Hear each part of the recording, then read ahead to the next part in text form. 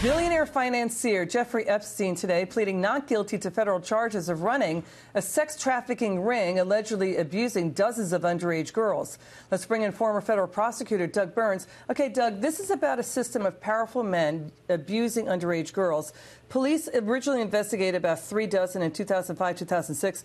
Miami Herald says there's 80 more, at least 116. This case has a long, long history. Okay, I've been following it for, 15 years, okay? Read the book, Filthy Rich, lays out the entire case. I mean, basically what happened was the Southern District of Florida, U.S. Attorney's Office, entered into what's been described as a sweetheart deal.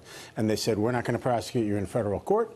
You plead guilty in state court. Everybody was outraged. He got 13 months, and they let him go to work, every day. You probably saw that. So everybody for the last decade has been percolating, saying, that was not a fair outcome and a fair result, which I think is reasonable, even though I don't prejudge anything. So now what's interesting is the Southern District of New York indicts him, and you say, well, wait a minute. What is the parameters of the non-prosecution agreement, right? What does it cover? What does it not cover? Doesn't matter, because those agreements say this binds only this district and not any other district in Florida in the and country. Not New York. And that's why this happened, basically. Oh, wow. So this is the second bite at the apple on a case that everybody feels wasn't fairly adjudicated. Okay, so Epstein faces a 45-year maximum prison sentence. He faces losing his properties.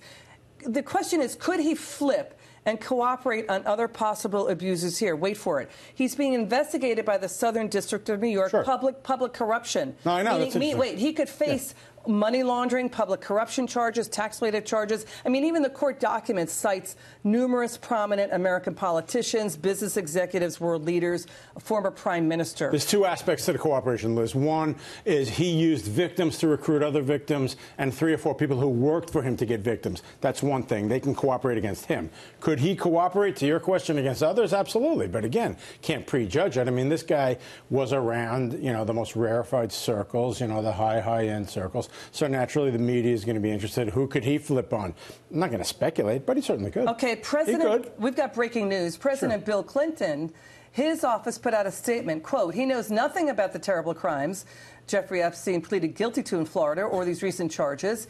Bill Clinton took a total of 4 trips on Jeffrey Epstein's plane, 1 to Europe, 1 to Asia, 2 to Africa. The statement also says that Bill Clinton had 1 meeting with Epstein in Clinton's Harlem office in 2002. He did make a brief visit to Epstein's New York apartment. A lot of detail here with a staff member. He hasn't spoken to him in over a decade. Bill Clinton saying he's never been to Little St. James Island, Epstein's ranch in New Mexico, or his residence in Florida. Look, that's public relations a heck of a lot more than it is law. He obviously wants to get out in front of the notion that he had flown on Jeff Epstein's jet and, was with him on certain occasions.